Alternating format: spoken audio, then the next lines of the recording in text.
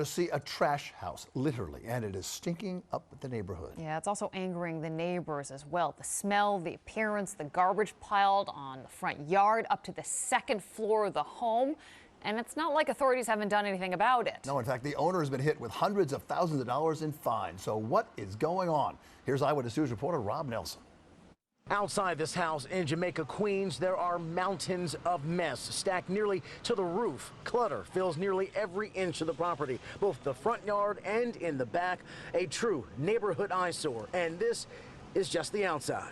It don't look good, that's for sure. Media attention this week brought authorities back to the home this afternoon where they talked to the woman who has lived here for years. They eventually brought her inside of this ambulance and took her to the hospital a short time later, presumably for an evaluation. It's a health hazard, right? Basically, right? The house has racked up more than $340,000 in unpaid fines from the city just since 2015 for failing to keep the house safe and up to code. Violations date all the way back to 2010, and the home even failed 4 health department inspections since April for conditions conducive to rats. From what I understand, it's not all bottles and cans now. It's just straight up garbage. The most recent violations were issued in June by the city's buildings department. But meantime, neighbors are rightfully concerned about the growing mess, the look, the smell, the rodents, even their property values. It's like a hoarder, and that's what we see, a hoarder.